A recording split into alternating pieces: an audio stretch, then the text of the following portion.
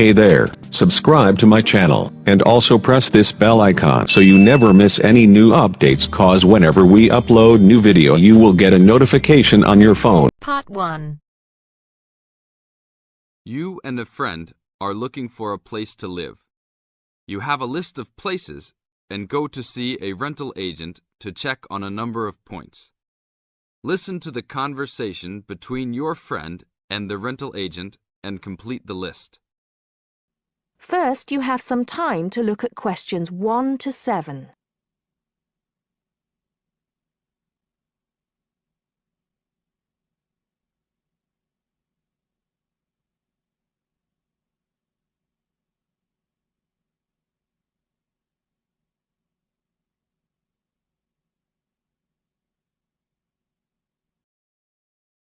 Listen carefully and answer questions 1 to 6.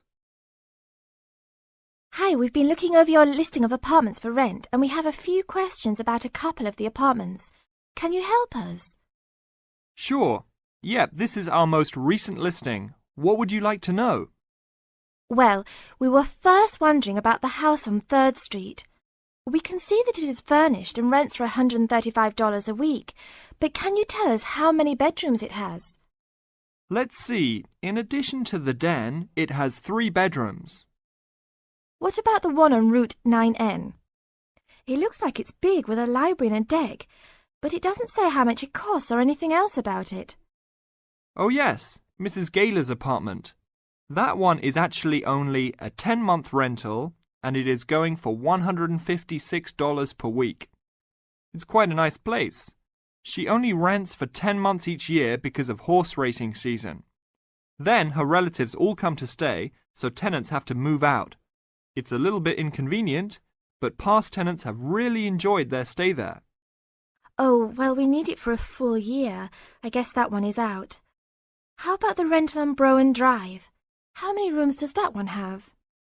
As it says on the list, it has 2 bedrooms and a private kitchen and bath.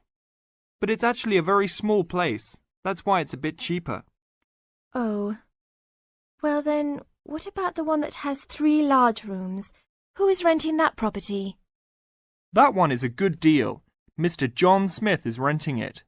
But he's quite eccentric and he has a strict rule about no pets. How about cats? Nope, absolutely no pets. Well then, how about this studio apartment rented by Mr. Bo Jensen? How is that one? That ad is actually a bit deceptive. The studio apartment is the whole upper floor of an older house. It's actually very large and, at $45 a week, quite affordable. And it's near campus. I think I'd like to check that one out. Do you have a telephone number that we can call? It's not on the list? Oh, it isn't. Here it is. You should ring area code 518 and then 543-7790. Thanks. I think I'll call on that one first. Your friend decides that he would like to talk to Mr. Bo Jensen. Before you hear the rest of the talk, you have some time to look at questions 8 to 10.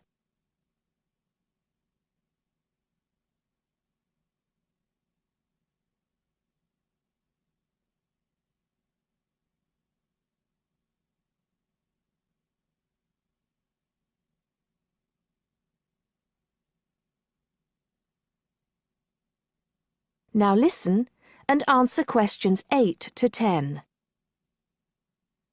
Hello? 1512, Route 9. Yes, is this Mr. Jensen? Yes, it is. Can I help you? Yeah, we're studying here at university and we came across the rental information for the studio apartment that you're renting. Is it still available? Yes, of course. I actually just placed the ad and you're the first person to call. Is there anything you'd like to know about it? Yes, actually there is. As students, we are on the internet a lot, and we heard that some homes in the area have high-speed connections. What type of connection do you have there now? Oh, that's an interesting first question. But I guess I have heard that too. But we just have a phone line here. Nothing fancy. I think you can have a cable line installed. but it's just a phone line for now. OK, well maybe we can do that. What type of heating does the apartment have? Now there's a more traditional question. We have oil heat here. It's an older house. That tends to be a little more expensive during the winter, right? Yeah, but there's nothing to do about it. It would cost too much for me to put in a gas heater. What else would you like to know about the apartment? Well, we heard it was quite big. Is it furnished? Actually, yes. I should have put that in the ad. It has an old couch and a couple chairs, a dining table, refrigerator, stove, and even a dishwasher. Does it have any beds? Yep, it has 2. That sounds great. When is the apartment available? You can have it tomorrow night if you want. I just have to clean up a couple things before you get here. Do you want to come over and see it first? No, it sounds fine to us. I actually know the street too, so I know the area. We'll take it. That is the end of part 1. You now have half a minute to check your answers.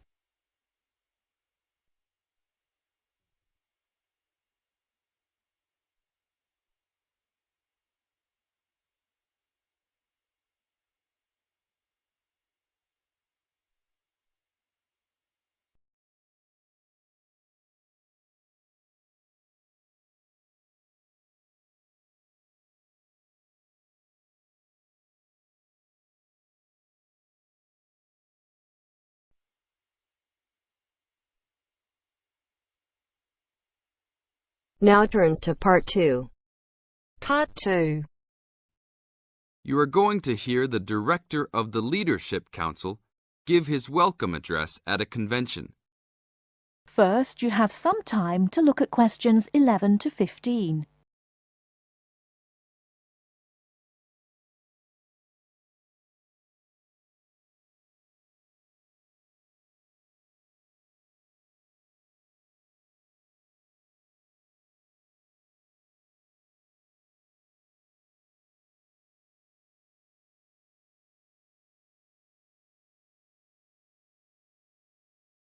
Now, listen carefully and answer questions 11 to 15.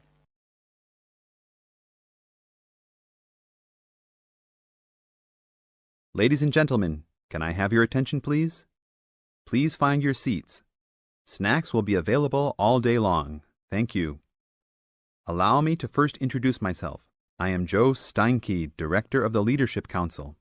On behalf of the Organizing Committee for the 8th Annual Leadership Conference, I welcome you all to San Dimas, California, for a special session on postmodern solutions. We have people attending from as far away as Toronto, New York, and even the Bahamas. Frankly, I wish we had gone to you there. But we're very glad you're all here. Let me say further that this will be our largest conference yet. Registrations have far surpassed our expectations. For the first 3 days, we will be hosting more than 325 participants for lectures and workshops. Another 100 will be joining us for our final 2 days and culminating session on Friday evening. We also have a larger selection of seminars than ever, a total of 32. Because we know that you all will want to attend a few special sessions, we will repeat key seminars each day. So there will actually be 38 sessions. I'm sure you will all be pleased with the content and the quality of speakers.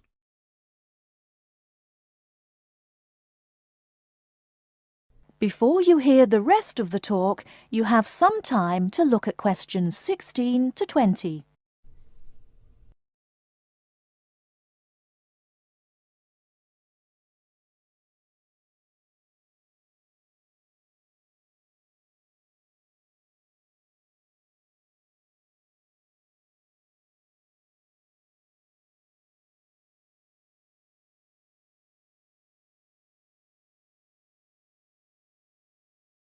Now listen and answer questions 16 to 20.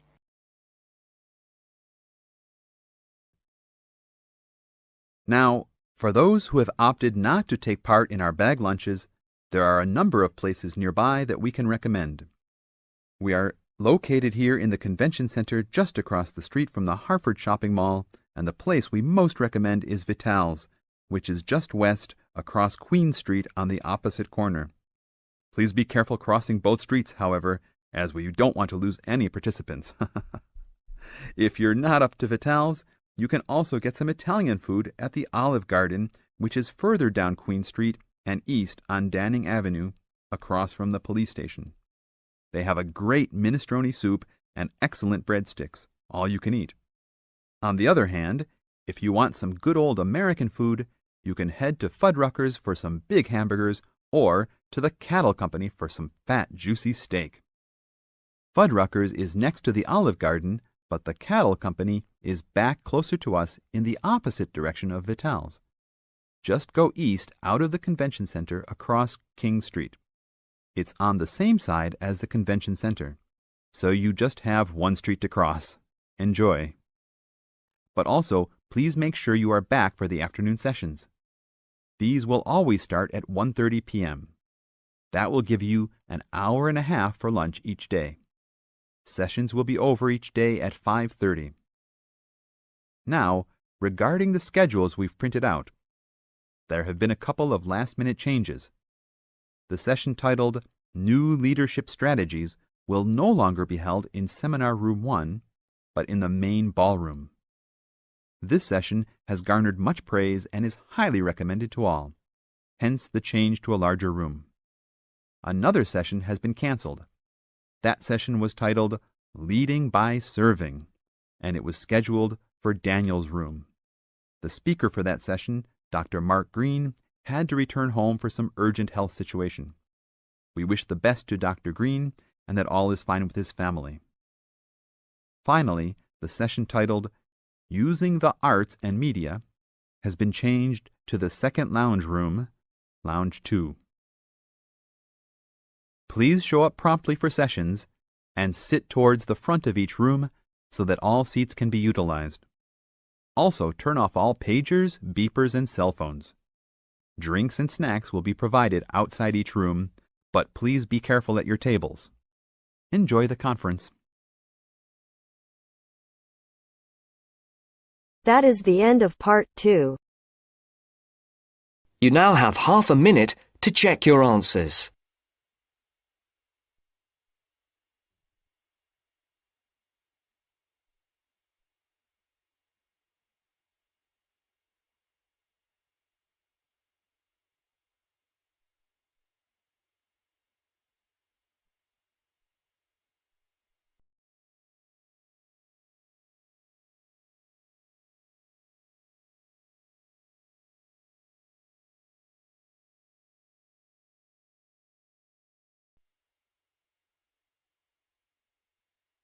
Now turns to part 3. Part 3.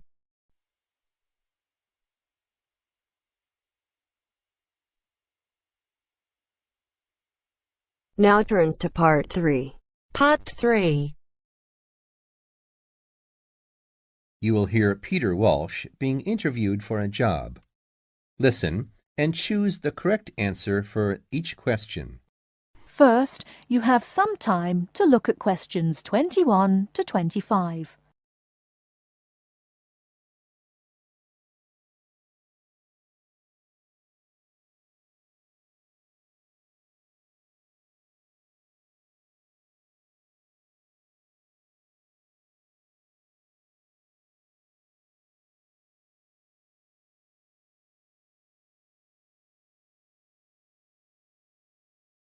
Now, listen carefully and answer questions 21 to 25.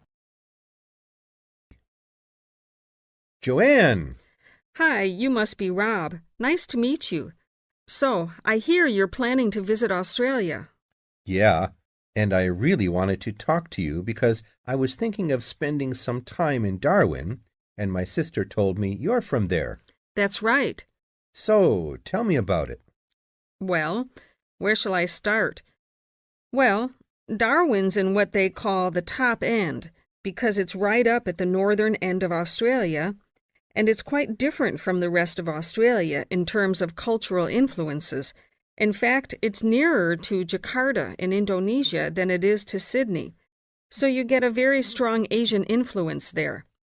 That means we get lots of tourists, People from other parts of Australia are attracted by this sort of international cosmopolitan image. And as well as that, we've got the same laid-back atmosphere you get all over Australia. Probably more so, if anything, because of the climate. But what a lot of the tourists don't realize until they get there is that the city's also got a very young population. The average age is just 29, and this makes the whole place very buzzy. Some people think that there might not be that much going on as far as art, music, dancing, and so on are concerned, because it's so remote. I mean, we don't really get things like theater and opera in the same way as cities down in the south, like Sydney, for example, because of the transport expenses. But in fact, what happens is that we just do it ourselves. Lots of people play music, classical as well as pop, and there are things like artist groups and writers groups and dance classes. Everyone does something. We don't just sit and watch other people. You said it's very international. Yeah, they say there are over 70 different nationalities in Darwin. For instance, there's been a Chinese population there for over 100 years. We've even got a Chinese temple. It was built way back in 1887, but when a very bad storm, a cyclone in fact, hit Darwin in the 1970s, it was almost completely destroyed. The only parts of the temple that survived were part of the altars and the stone lions, but after the storm, they reconstructed it using modern materials. It's still used as a religious center today, but it's open to tourists too, and it's definitely worth going to see it. Oh, and as far as getting around goes, you'll see the places that advertise bicycles for hire, but I wouldn't recommend it. A lot of the year, it's just so hot and humid.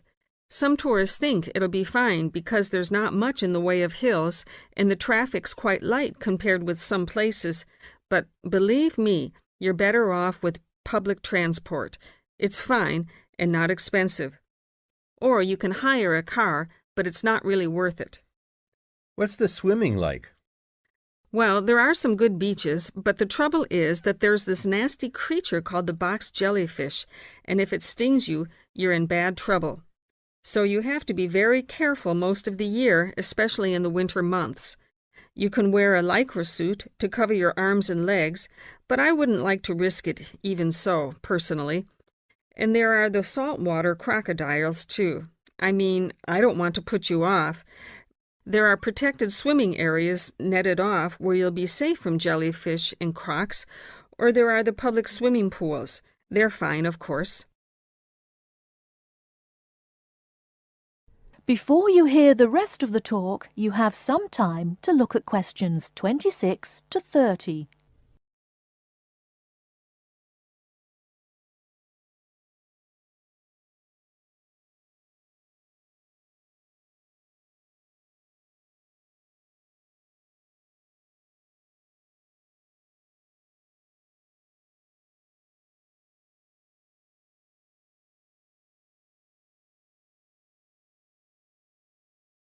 Now listen and answer questions 26 to 30. And answer the questions. Please sit down, Mr. Walsh. My name's Jane Swain, and I'm the personnel manager. Hello, how do you do? Now, this is just a short preliminary interview. I'd like to chat about your present job and what you've done up till now. Yes, of course.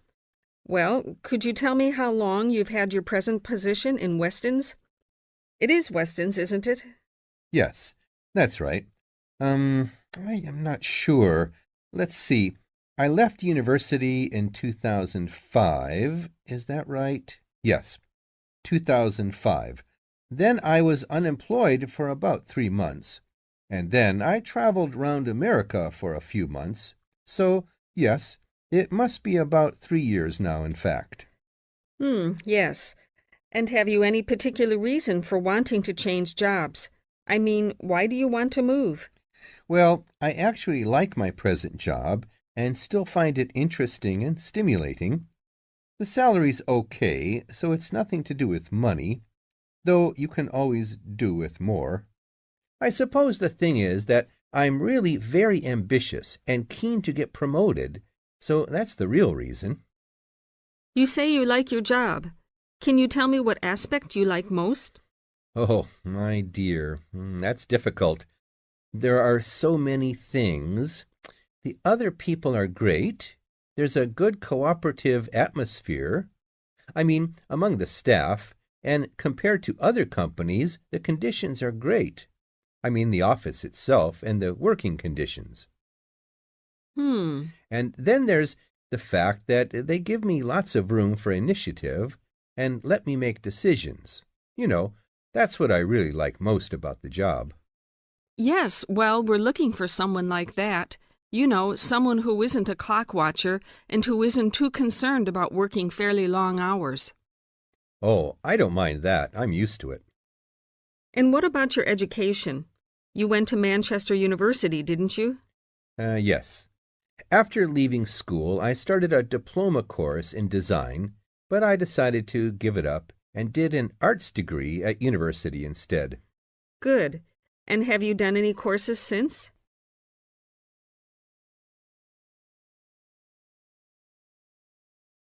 That is the end of part 3.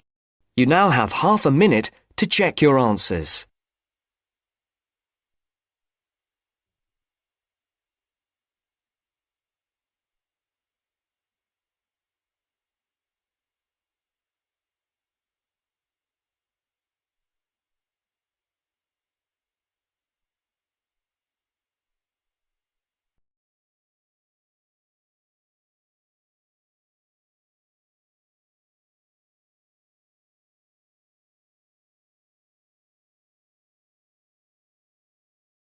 Now turns to part 4. Part 4. You'll hear a teacher talking about several British art galleries. First, you have some time to look at questions 31 to 33.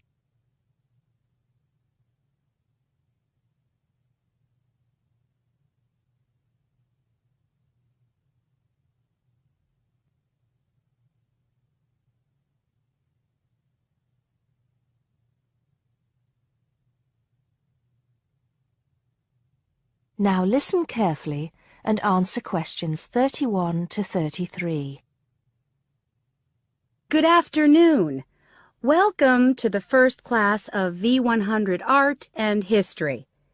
The objectives of the course, as you will have seen if you've taken a look at the syllabus, include familiarizing yourselves with the vocabulary and language of art, learning about the basic elements of art and design, and finally, discussing historical periods as they pertain to art.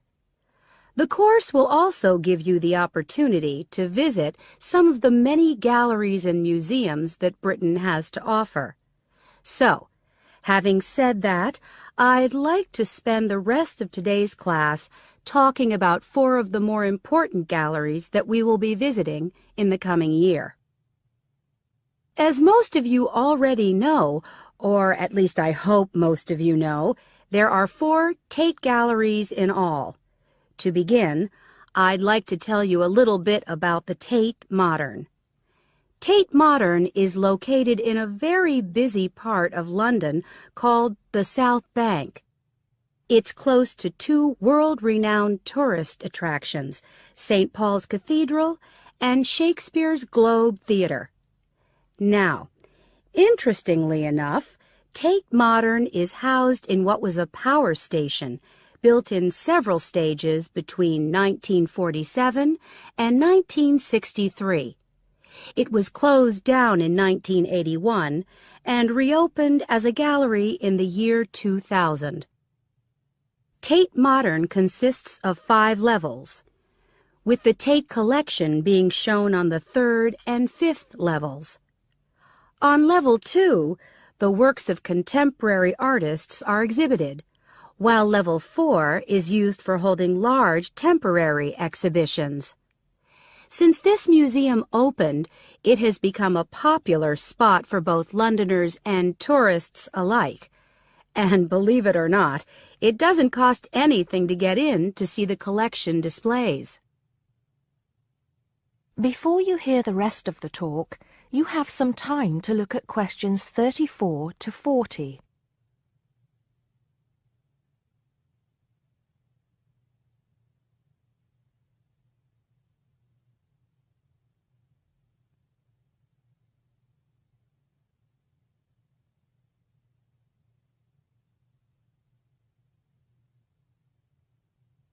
Now listen and answer questions 34 to 40. Now, the second gallery I'd like to talk about is Tate St. Ives, which is in Cornwall. It was built on the site of a gasworks, and it overlooks Porthmeor Beach. Tate St. Ives is housed in a 3-story building that was designed by the architects Evans and Shalliff. It was established in 1993, 7 years before Tate Modern was opened, and the gallery exhibits the works of modern British artists, including members of the St. Ives School, a group of artists living and working in the area from the 30s onwards. In later lectures, we'll be looking at the work of some of the artists who belong to that group and the ways in which they influenced each other. Okay, am I going too fast for any of you? No? Good. Next, I want to talk about Tate Britain, which is a gorgeous gallery situated right in the heart of Westminster. Tate Britain was the first of the 4 Tate galleries to open, and it was established in 1897. It was built on the site of an old prison, and when it first opened its doors, it was called the National Gallery of British Art. Later, it became known as the Tate Gallery, after the man who founded it, Sir Henry Tate. During its lifetime, Tate Britain has been damaged twice, once by floodwaters from the River Thames, and once by bombings during World War II.